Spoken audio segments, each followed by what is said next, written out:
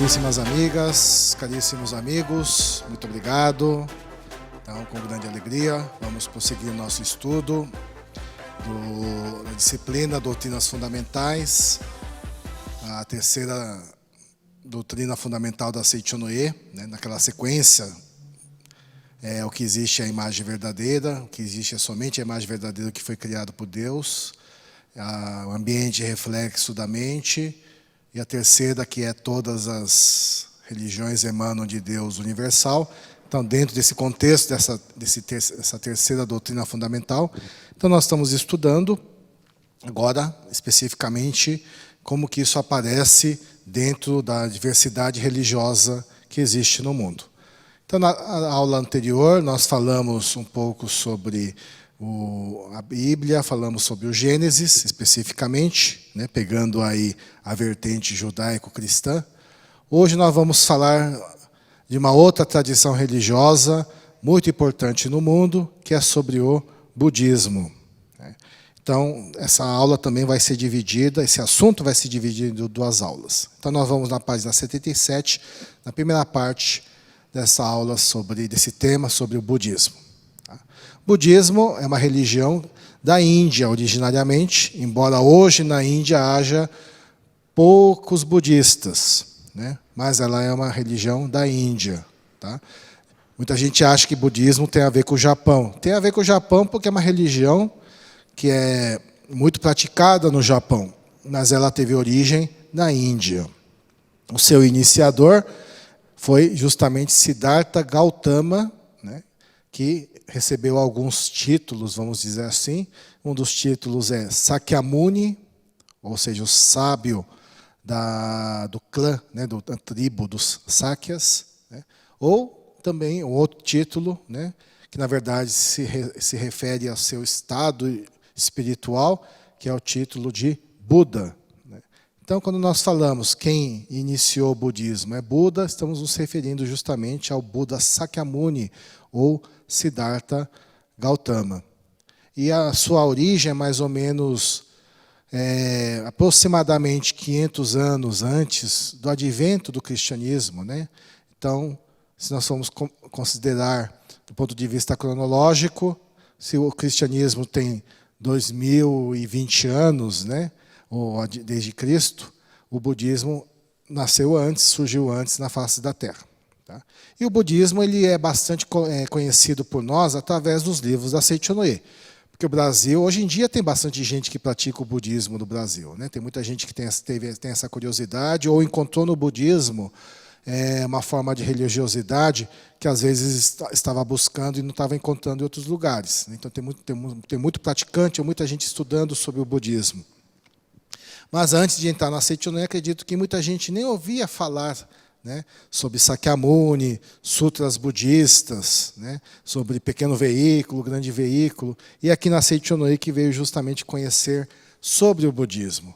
Essa é uma característica da Seichonoye, né? E não é porque a Seichonoye é uma religião budista, ou seja, uma seita do budismo. Assim como a Seichonoye não é uma religião cristã, nem uma seita do cristianismo. Eu lembro da minha avó que ela contava, né, que ela foi conhecer o cristianismo, foi conhecer a grandiosidade de Jesus Cristo, depois que conheceu a Seichonoye.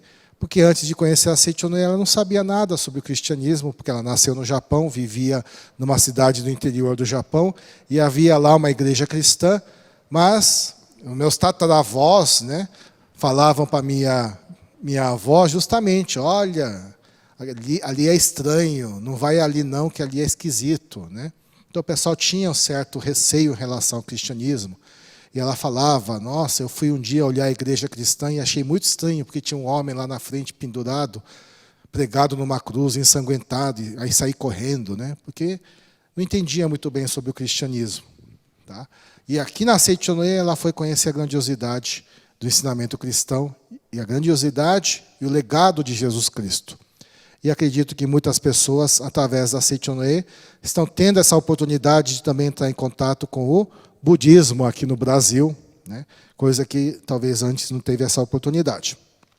Página 61 do livro Imagem Verdadeira e Fenômeno diz assim: o budismo é uma religião legítima e correta, lá no último parágrafo. Né? O budismo é uma religião legítima e correta, porque ela conduz o homem do eu limitado e desmoronável para o eu ilimitado e indestrutível, do eu sofredor e inseguro para o eu seguro e confiante, adquirindo estabilidade mental, fazendo com que ele atinja o estado de absoluta paz e total tranquilidade, através da autoconscientização máxima e última, conquistando o nirvana. Então aqui o mestre faz um elogio ao budismo, assim como ele faz um elogio ao cristianismo. Então no livro Comande Sua Vida com o Poder da Mente, lá o mestre fala, talvez não exista na face da terra alguém que mais se aproximou a Deus quanto Jesus Cristo. E quem lê aquilo lá fala, então a Seicho no Ilha ela é cristã. Mas quando você lê esse trecho, você fala, Seicho no na verdade puxa a sardinha para o budismo. Na verdade, todas as sardinhas pregam a mesma verdade, tudo faz parte do mesmo fogareiro da verdade. Não estamos favorecendo apenas o budismo com este parecer. Na verdade, todas as religiões devem ser assim, e as religiões legítimas e corretas são assim. Por isso que a Seicho no E traz o budismo para mostrar como que a verdade aparece e foi pregada através do budismo. E é uma religião, como eu disse para os senhores, que é bastante praticada no Japão e também em vários países do mundo. Japão, a Coreia, a China, o Sudeste Asiático e agora também no Ocidente. O shintoísmo, que é uma outra religião, não saiu tanto do Japão. Aliás, é muito fechada apenas ao Japão. Por isso que talvez para nós seja um pouquinho mais distante. Mas vamos falar hoje sobre o budismo. Aí o pessoal começa a questionar, mas ouvi dizer que no budismo não se acredita em Deus, ou o budismo é uma religião ateu. Então o item A da apostila diz, seria o budismo ateu? Ou a pergunta, budismo acredita em Deus? Ou o budismo acredita em Buda? É diferente falar Deus e falar Buda. E aqui que tem uma coisa bastante interessante. O budismo é uma religião que prega que não existe um criador neste mundo, não existe uma divindade que criou este mundo. Pelo simples fato que esse mundo é um mundo de sofrimento. E se uma divindade criou esse mundo, com certeza essa divindade não é uma divindade perfeita. Mas se a gente rememorar as aulas anteriores acerca do Gênesis, lembra que nós falamos que o capítulo 2 do Gênesis fala sobre a criação do mundo fenomênico? Então aqui a gente começa a entender o que o budismo está querendo dizer. O budismo está querendo dizer o seguinte, porque segundo o budismo, quem criou este mundo não foi um criador, mas esse mundo é fruto da ilusão. Porque tudo o que existe nesse mundo é sustentado pela mente e desaparece quando essa sustentação mental desaparece. Por isso que tem uma palavra que diz respeito à essência deste mundo. Eles dizem assim no budismo, esse mundo ela não tem substância, a insubstancialidade do mundo. O mundo é sustentado por forças kármicas. E essas forças, quando se dissipam e se desfazem, esse mundo desaparece. Aí você vai falar, então não tem criador neste mundo? Não, esse mundo ele então tem um criador no sentido de não é uma criação eterna. O budismo não está falando coisa diferente do cristianismo. Apenas está apontando que não existe um Deus perfeito que criou o mundo fenomênico, porque o mundo é fenomênico, é criação da mente. Então é interessante você observar que, no fundo, o budismo não é ateu. Ele, na verdade, está dizendo aquilo que nós aprendemos até na aula anterior. Não existe... Ou o que existe nesse mundo fenomênico, o mundo da segunda criação, é apenas a criação da mente. Mas quem que é Buda, então? O que é Buda? Na verdade, tem várias acepções acerca de Buda. Nós vamos estar vendo isso mais adiante, para nós podermos entender mais corretamente. No budismo não se fala em divindade criadora. Então, esse mundo é criação da mente, e não existem divindades. Mas existem Budas no universo.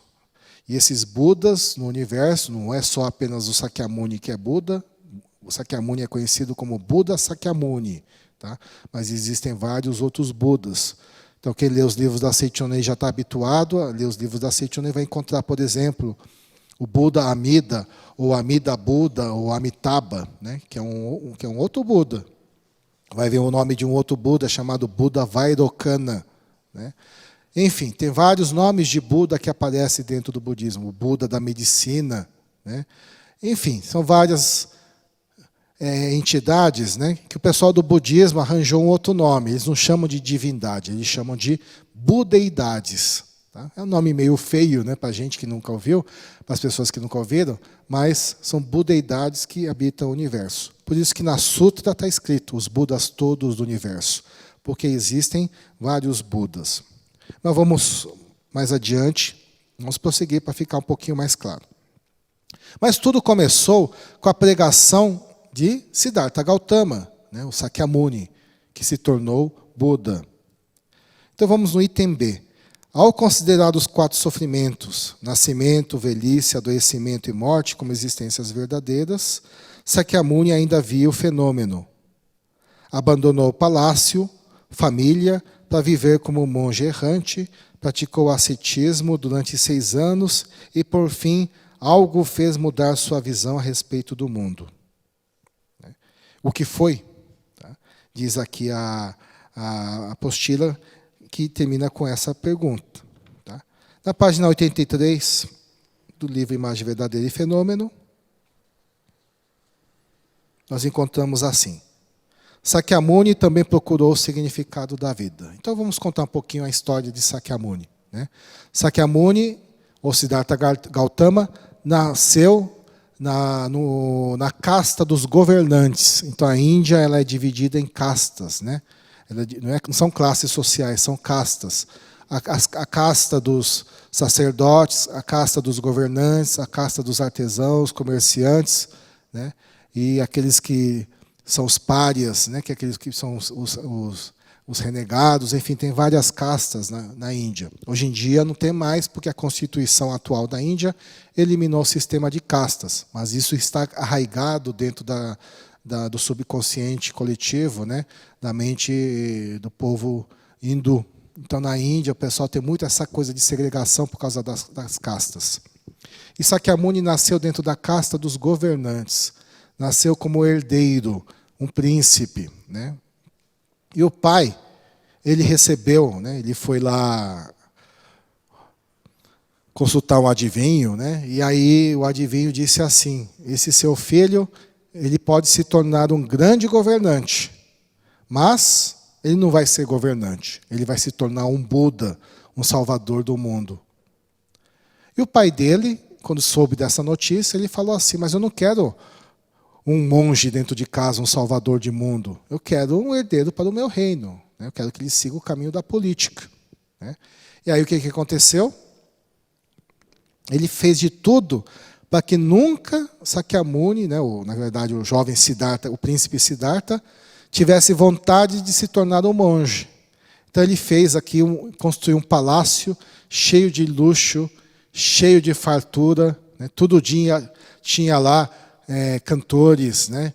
Tinha lá shows, tinha mulheres bonitas, tá? Tinha lá internet, videogame não tinha naquela época, mas enfim, tinha tudo que é maravilhoso, comidas diversas, né? Para que justamente ele vivesse no bem bom. Tá? Mas diz aqui, Sakyamuni poderia ter levado uma vida de fartura e luxo, se permanecesse no castelo onde havia nascido, mas preocupou-se profundamente com os problemas da vida, até que deixou o castelo. Mas como aquela pessoa, né, que já possuía dentro de si vamos dizer, essa missão de salvar o mundo, ele via tudo aquilo lá, mas achava que tinha alguma coisa fora do lugar. Né? Foi justamente, então diz aqui uma das narrativas, né, que ele foi e viu nos jardins do palácio uma ave comendo um verme. Né? E naquele momento que ele justamente começou a perceber que nesse mundo tinha a luta do mais forte com o mais fraco. Aí existem várias narrativas, né, Inclusive tem um filme, para quem gosta de filme, chamado Pequeno Buda. É um filme do século passado já, um filme antigo, mas que é bastante interessante, porque conta um pouquinho dessa história, que diz assim, que Sakyamuni aí ele deu uma escapada do palácio, né, porque no palácio só tinha gente bonita, né, gente saudável, e foi para a cidade. E aí ele teve 3 encontros importantes, né? Então saiu ele juntamente com o criado, e a primeira visão que ele teve foi de uma pessoa encurvada, cheia de rugas, com muita dificuldade, né? Sem aquela viçosidade, né, das pessoas que ele sempre estava acostumado a ver. E aí ele perguntou para o criado, o que aconteceu com aquela pessoa? O que é aquilo? E aí o criado disse, aquilo lá é a velhice, ele é um velho. Como assim velhice? Né? Por que aconteceu isso com ele? Aí o criado disse, isso não aconteceu com ele, isso vai acontecer com todo mundo. Isso acontece com todos os seres humanos, não foi só com ele, não. E aí ele voltou encucado. Né? E numa outra saída do castelo, ele viu uma pessoa doente. Aí ele perguntou, o que aconteceu com aquela pessoa que está cheia de chagas, cheia de pulsos, cheia de feridas, com tanto sofrimento? Aquilo lá é a doença. Mas por que ele tem essa doença? Né? Na verdade, aí o criado disse, a doença pega todo mundo. Né? Ainda mais quando tem pandemia, né? Existe esse risco. Tá? E você não vai escapar disso. Tá? E aí ele voltou mais encucado ainda. E aí a terceira visão foi uma visão terrível, né? Que é um ser inerte. Mas o que aconteceu com aquela pessoa que parece um boneco de cera, que não se mexe? Aquilo lá é a morte, é o fim da vida, disse o criado. E aí, então, Sakyamuni ficou muito mexido com essa constatação. Né? E aí ele considerou o mundo e ele viu que nesse mundo havia sofrimento. Né? Esse sofrimento chamado envelhecer, o sofrimento chamado adoecer, o sofrimento chamado morrer. E o que significa a vida se nós acabamos vivendo esse processo? Então diz aqui, né? Para que o homem vive, qual o significado da vida? Essas dúvidas deixaram-no quase neurastênico, e ao deixar o castelo, recebeu o ensinamento dos mestres brahmanes, mas não obteve explicação convincente. Então, em busca da resposta desses questionamentos, dessa crise existencial, Sakyamuni deixou o castelo, onde havia fartura, onde havia tudo isso, e se juntou justamente com sacerdotes, para poder realizar a busca do significado e resposta para essas suas indagações. Então, aqui tem uma coisa interessante, né, porque tem várias versões. O mestre narra, no livro A Verdade da Vida, volume 39, que depois nós vamos falar um pouquinho mais sobre esse livro, mas no volume 39 o mestre narra que tudo isso, essas visões, né, do velho, do doente e do morto, aconteceu dentro do castelo, dentro do palácio. Né? E a gente tem essas outras narrativas que dizem que foi na rua. Mas, enfim, não importa. O importante é que ele teve esses encontros, né? E esses encontros mexeram e colocaram Sakyamuni em crise. Tá? E ele não contava respostas a isso no meio daquela festança, né? No meio daquela coisa maravilhosa, né? Do ponto de vista do prazer, né? Que acontecia dentro daquele castelo, né? Com gente bonita. E ele começou a achar aquilo uma festa estranha, com gente esquisita. E aí acabou saindo e se juntou aos brahmanes. Né? Como eu disse, sacerdotes, chamados brahmanes, era uma casta. E passou depois 6 anos, prosseguindo aqui na página 83, da Imagem Verdadeira e Fenômeno. Passou depois 6 anos na floresta de Uruvela, praticando ascetismo, quase sem comer e beber. E emagreceu terrivelmente, pensando que conseguiria atingir a verdade se sacrificasse implacavelmente o corpo físico. Mas, apesar do enorme sofrimento imposto ao corpo carnal, não compreendeu a verdade e acabou desistindo do ascetismo. Então, ele saiu do prazer extremo para o sofrimento extremo, do ponto de vista do corpo. Né? Saiu da fartura para a carência absoluta. Tá? Saiu daquele luxo excessivo para a mortificação ascética. E nenhum desses dois lugares ele encontrou a resposta às suas questões. E entendendo finalmente o ascetismo não leva ao despertar espiritual, ele saiu da floresta de Uruvela, quase rastejando o corpo tão exaurido que os ossos da costela estavam à flor da pele. Então Sakyamuni saiu magrinho, né? Então aí que o mestre fala, né, que tem uma imagem de Sakyamuni, que é uma imagem de pele e osso, tá? Que é justamente o Sakyamuni na época que ele atingiu a iluminação. Por isso que, entre parênteses, né, o pessoal acha que Buda é uma divindade, um deus gordinho, né? Às vezes o pessoal vende na feira falando, olha Buda, né? E passa o dedo na barriga de Buda que vai vir prosperidade. Aquele deus que vende lá nas lojas, o gordinho, né? Sorridente, barrigudo, na verdade aquele lá não é Sakyamuni, tá? Aquele lá na verdade é um outro deus, na verdade, vamos revelar que é a verdade, né? Aquele lá é um deus chinês que é da prosperidade. Então quem gosta de passar dedo na barriga pode até continuar passando, mas não vai chamar ele de Buda, porque na verdade é uma outra divindade, tá? Depois sentou-se à beira do rio Nairanjana e passou a meditar sobre o significado da vida. E nessa ocasião, uma filha de Brahmanes apareceu e ofereceu-lhe mingau de leite. Sakyamuni aceitou e, ao sorvê-lo, repentinamente sua mente se iluminou, atingindo dessa maneira o estado de despertar. Então, olha que interessante, quando ele saiu do jejum absoluto, né, e aceitou aquela dádiva que foi entregue a ele, ele despertou para a verdade. E aí se tornou Buda, se tornou o iluminado, o desperto. Tá? Item C. Fenomenicamente, o homem sofre restrições dos 4 sofrimentos: nascer, envelhecer, adoecer e morrer. Libertá-lo dessas restrições para que possa viver verdadeiramente livre, eis o modo de pensar budista. Foi quando Sakyamuni despertou para a grande verdade, que aqui neste livro, na página 84, diz assim: esse despertar constituiu no seguinte, aí tem uma frase em japonês, mas a tradução é montanha, rios, relva, árvore, pátria, solo, tudo é Buda iluminado. É a vida de Buda que se manifesta como todos os seres e coisas do céu e da terra. Ele despertou para o fato de que tudo é Buda, que na verdade somente existe a vida de Buda, em todos os seres existe a natureza búdica. Esse é o grande despertar da verdade, que na verdade é o despertar da imagem verdadeira. Existe uma sofisticação, um aprofundamento, para quem deseja estudar nesse sentido, acerca do que foi o despertar de Sakyamuni. O pessoal fala que foi a descoberta, foi o reconhecimento das chamadas 4 nobres verdades. O que é o reconhecimento das 4 nobres verdades? É o reconhecimento da realidade aqui com R minúsculo, o que é o fato do fenômeno, e ele diz que o mundo fenomênico tem algumas palavras. Nós falamos de é um mundo sem substância.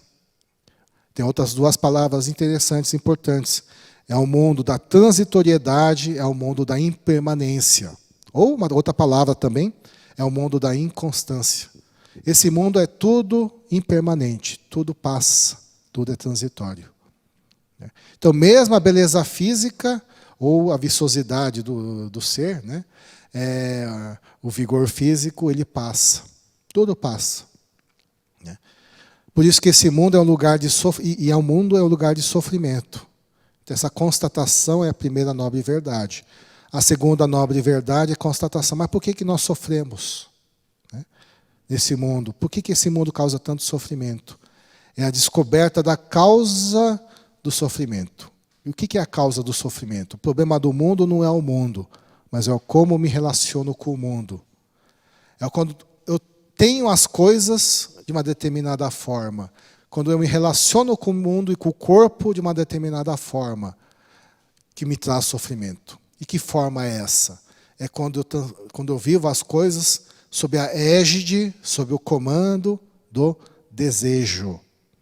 E aqui no caso é o desejo em relação às coisas da matéria e do mundo, que nós chamamos de apego.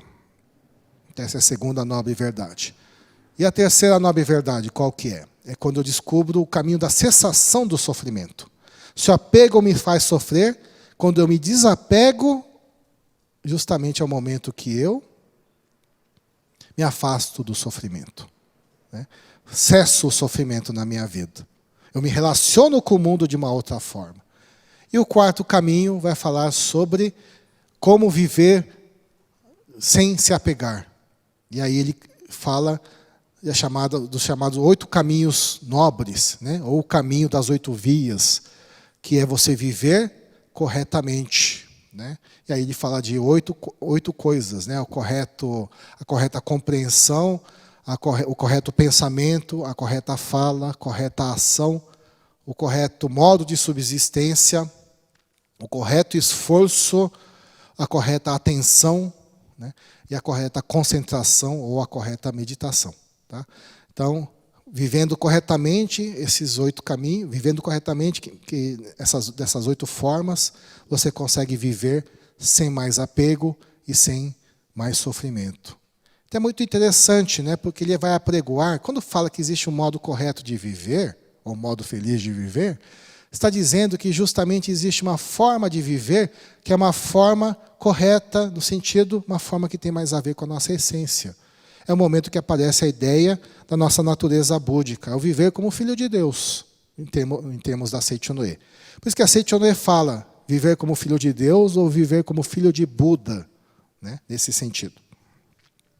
O verdadeiro sentimento de misericórdia para Sakyamuni consiste na compreensão da unidade de todos os seres. Isso está na página 125 do livro Imagem Verdadeira e Fenômeno. Para quem desejar. Aqui fala de um outro trecho do budismo, né? Que é o momento que o Sakyamuni faz a transmissão da tocha, né? A transmissão da verdade do budismo. Mas diz aqui o seguinte, no primeiro parágrafo diz que o mundo da imagem verdadeira é simbolizado na flor do lótus, que é o mundo que possui um centro, a flor de lótus, né, possui no centro uma forma de ninho, de onde nascem e para onde convergem todas as coisas do universo.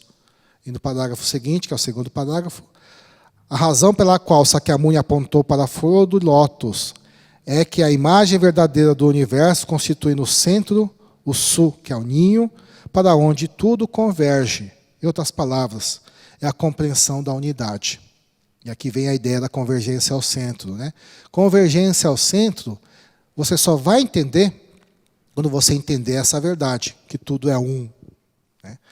Convergência ao centro tem a ver com isso. Não tem a ver com submissão, não tem a ver com gente que submete o outro, eu que mando, você tem que obedecer, mas tem a ver com unidade. Eu e você somos um só e nos reunimos no centro. Tá? Por isso que diz aqui. O conceito do eu, segundo o ponto de vista budista, se identifica com o conceito do eu da Seichonoye. Né? Qual que é o conceito do eu da Seichonoye? Que o eu verdadeiro não é esse eu fenomênico. É o eu da imagem verdadeira, que é eterno, indestrutível e imortal, que é a criação de Deus. Que é a natureza búdica, né? que está presente em todos os seres. Então, nesse sentido, o eu do budismo converge com o eu da Seichonoye. Tem uma dúvida que surge entre os budistas, né? Porque quando fala insubstancialidade das coisas do mundo, dentre as coisas que são insubstanciais, entra também a insubstancialidade do eu. Né? E diz assim, o eu também não existe a alma, não existe esse eu. Esse é mais um ensinamento do budismo, né? É o ensinamento do Anatman, né? Atman é alma, Anatman significa inexistência do eu. Aí o pessoal fica naquela dúvida, mas afinal de contas, né, o budismo fala que existe o eu ou fala que não existe o eu? Para nós fica mais fácil entender a charada. O eu não existe, se você considera como eu, o eu fenomênico. Porque o eu fenomênico é transitório, é impermanente. O eu fenomênico cresce, adoece, nasce, né? Cresce, adoece, envelhece e morre. Tá? Ou, às vezes, não adoece, mas envelhece e morre. Esse é o eu fenomênico. Esse eu fenomênico não existe. Ah, então existe o eu mental. O eu mental também não existe. Porque todos nós somos metamorfose ambulante, né? Não só do ponto de vista físico, mas do ponto de vista mental também. Mudamos de opinião, mudamos de gosto, mudamos de tribo, mudamos de religião, né? Mudamos da forma de ver o mundo. Tá? Então, esse eu que muda, esse eu transitório não é o eu verdadeiro. Esse eu não existe. Por isso que numa primeira pegada do budismo, Sakyamuni pregou que esse eu que eu acho que é eu não existe. Por isso que ele pregou a inexistência do eu. Então, o que é que existe? O que é isso, então? Isso são forças das circunstâncias mentais, que quando você dissipa, desaparece. E quando que eu dissipo? Quando eu dissipo, eu me liberto. E quando me liberto, desaparece. Tá? Por isso que a ideia da libertação, que nós chamamos não, o que os budistas chamam de nirvana, tá? Era entendido como o desaparecimento. Aí fica uma coisa muito triste, né? Quer dizer que some tudo? Então você fica até aqui na explicação, chega a essa conclusão. Realmente some tudo. Você deixa de existir. Então não tem graça a vida. Para que fazer tudo certinho? Né? Pagar imposto, não brigar com os vizinhos, né? Não amarrar a bombinha no rabo do gato. Por que eu tenho que agir tudo corretamente, então, se eu vou deixar de existir? Aí cria esse dilema moral. Mas é aqui que entra justamente esse ponto. Não existe esse eu fenomênico, mas existe a natureza búdica, existe o eu liberto, existe Buda, né, que é o eu verdadeiro. Mas, na verdade, no budismo existem essas duas formas de pregar. Isso nós vamos ver um pouquinho mais na próxima aula. Tá? Não perca a próxima aula. E o item F, o verdadeiro Sakyamuni, assim como o verdadeiro Jesus Cristo, não se referem ao corpo homem carnal, mas sim à vida que flui eternamente, que prega a verdade suprema. Então, só para nós finalizarmos, vamos na página 66. Né? Porque o pessoal vai falar assim, Sakyamuni virou Buda porque ele era Buda mesmo, né? Só Buda para ser Buda, ou só Jesus para ser Jesus. Então, vamos ver aqui na página 66, no terceiro parágrafo. Quando falamos do estado de iluminação, Satori, né, que é a palavra em japonês, de Sakyamuni, as pessoas que ele é um caso especial muito superior a nós. Isto rompe qualquer ligação entre Sakyamuni e nós, mortais comuns. É errado. E essa ideia errônea impede que ocorra graças na religião. Tá? Se ocorrem milagres concretos ao se atingir o estado de iluminação espiritual, é prova de que a nossa imagem verdadeira é a mesma de Sakyamuni ou de Jesus Cristo. Na essência, somos também Buda e Filho de Deus. Então, esse é um ponto importante. A diferença é que, como diz aqui, tá, Sakyamuni e Jesus Cristo são pessoas que tocaram na vida que flui eternamente e transmitiram essa verdade para as pessoas. É uma diferença que está não na essência, né, mas naquilo que eles realizaram enquanto obra neste mundo durante a sua vida, a sua passagem aqui na face da Terra. Então, não perca a próxima aula, que nós daremos continuidade ao estudo desse tema budismo. Então, nesse momento, encerro esta nossa primeira parte dessa aula. Muito obrigado.